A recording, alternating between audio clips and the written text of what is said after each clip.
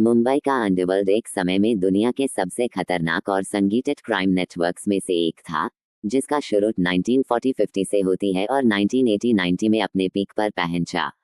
ये कहानी smuggling, extortion, contract killings और गैंग वॉर्स से भरी हुई है, जिसमें कुछ बड़े नाम जैसे हाजी मस्तान, करीम लाला, वरदराजन मुदालियर और डेविड इब्राहिम उभर। मैं तुम्हें इसकी रियल स्टोरी थोड़ी डिटेल्स के साथ सुनाता हूँ। शुरुआत 1940-70 का मुंबई अंडरवर्ल्ड। मुंबई, जो टैप बॉम्बे के नाम से जाना जाता था, ब्रिटिश राज के टाइम से हाई ट्रेड का हब था। इस वजह से स्मगलिंग, गोल्ड, सिल्वर, इलेक्ट्रॉनिक्स और इलीगल एक्टिविटीज जैसे गैम्बलिंग और बूटलेगिंग का बिजनेस यहाँ फ्लोरिश किया। पहले के डॉन्स जैसे हाजी मस्तान, करीम लाला और वरदराजन मुदालियर ने अपने नेटवर्क्स बनाए।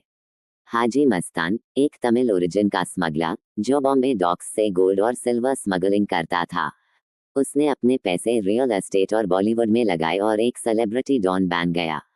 वो अपने कम्युनिटी में रॉबिन हुड जैसा था, गरीबों की मदद करता था। करीम लाला, पठान गैंग का लीडर, जो अफगानिस्तान से था। उसका कंट्रोल गैम्बलिंग और बूटलेगिंग पर था। वो साउथ मुंबई में पावरफुल था और डिस्प्यूट्स सेटल करने के लिए पीसमेकर भी माना जाता था। Varadarajan Mudaliar, south Indian diaspora का डॉन, जो वडाला में रेलवे वैगन्स के लूट से शुरू किया। उसने बूटलेगिंग और गैम्बलिंग में भी हाथ आजमाया और गणेशोत्सव जैसे फेस्टिवल्स को ऑर्गेनाइज करके अपनी लेजिटिमेसी बनाई। इन तीनों के बीच रिस्पेक्टफुल डिस्टेंस थी, लेकिन 1970 आते आते कंपटीशन बढ़ गया और ये डिस्टेंस दुश्मनी में बदल गई। टर्निंग पॉइंट, डेविड इब्राहिम और गैंग वॉर्स। 1980 में एक नया नाम उभरा, डेविड इब्राहिम। डेविड, एक पुलिस कांस्टेबल का बेटा, छोटे मोटे क्राइम से शुरू करके हाजी मस्तान के साथ काम किया। लेकिन 1981 में जब उसका भाई सबीर इब्राहिम कास्कर पठान गैंग, जो अब करीम लाला के नेफ्यू सैमाद खान के कंट्रोल में थी, द्वारा पेट्रोल पंप पर कत्ल किया गया, तब डेविड ने बदला लेने का फैसला किया। ये एक टर्निंग पॉइंट था जिसने मुंबई के स्ट्रीट्स पर खून खराबा शुरू किया। डेविड का बदला, डेविड ने अपनी डी कंपनी बनाई और पठान गैंग के खिलाफ युद्ध छेड़ दी।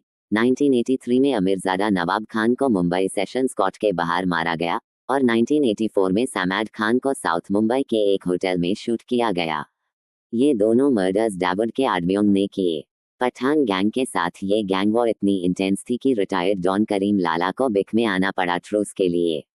आखिर में पठान गैंग को डेविड के आगे झुकना पड़ा और डी कंपनी मुंबई अंडरवर्ल्ड का सबसे बड़ा नाम बन गया। 1990, पीक ऑफ वायलेंस।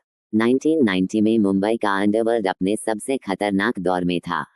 डेविड, जो अब दुबई से ऑपरेट कर रहा था, ने स्मगलिंग, एक्सटॉर्शन, ड्रग्स और बॉलीवुड में अपना कंट्रोल बढ़ा लिया। उसके साथ साथ और गैंग्स भी उभर, जैसे अरुण गवली, छोटा राजन जो पहले डेविड का एड था, और अमर नाइक। इन गैंग्स के बीच राइवलरी ने सिटी को जंग का मैदान बना दिया। High profile murders. 1994-95 में बिल्डर्स और रियल एस्टेट डेवलपर्स पर अटैक्स बढ़ गए। प्रदीप जैन और ओम प्रकाश कुकरेजा जैसे लोगों को गैंग्स ने टारगेट किया क्योंकि उन्होंने एक्सटॉर्शन मनी देने से मना किया था। 1997 में टी सीरीज के फाउंडर गुलशन कुमार का कत्ल, जो अबू सलम डेविड के एड से लिंक्ड था, ने बॉलीवुड में डर पैदा कर दिया। 1998 में शिवसेना के 6 वर्कर्स को माफिया अटैक्स में मारा गया। लोखंडवाला शूटआउट 1991, ये एक आइकॉनिक इंसिडेंट था जिसमें डेविड के एड माया डोलस और उसके गैंग के खिलाफ मुंबई पुलिस के एंटी टेररिज्म स्क्वाड ने ऑपरेशन किया। स्वाति बिल्डिंग में 450 राउंड्स की फायरिंग हुई, जिसमें डोलस और उसके 6 साथी मारे गए। ये एनकाउंटर मुंबई पुलिस के एनकाउंटर स्पेशलिस्ट्स का सिंबल बन गया। 1993 बॉम्बे ब्लास्ट्स। डेविड इब्राहिम का नाम 1993 के सीरियल ब्लास्ट्स 257 लोग मारे, 713 इंजर्ड के मास्टरमाइंड के रूप में आया। ये ब्लास्ट्स उसके बदले का नतीजा था, जो कम्युनल रायट्स और उसके बिजनेस पर पुलिस क्रैकडाउन के जवाब में किए गए। इसके बाद डेविड इंडिया से परमानेंटली भाग गया, रिपोर्टेडली दुबई सेटल हो गया। पुलिस क्रैकडाउन और एनकाउंटर इरा। 1990 में जब गैंग वॉर्स और क्राइम्स अनकंट्रोलेबल हो गए, मुंबई पुलिस ने एनकाउंटर स्पेशलिस्ट्स की टीम्स बनाई। ये ऑफिसर्स, जैसे प्रदीप शर्मा, दया नायक और विजय सालिस्कर, गैंग्स के खिलाफ अग्रेसिव एक्शन के लिए जाने गए। इनका स्ट्रैटेजी था, गैंगस्टर्स को सरेंडर के लिए बोलना और अगर वो रेजिस्ट करे तो शूट कर देना। फर्स्ट एनकाउंटर 1982 में मान्या सुर्वे, एक एजुकेटेड गैंगस्टर को वडाला में पुलिस ने मारा। ये मुंबई का पहला रिकॉर्डेड एनकाउंटर था।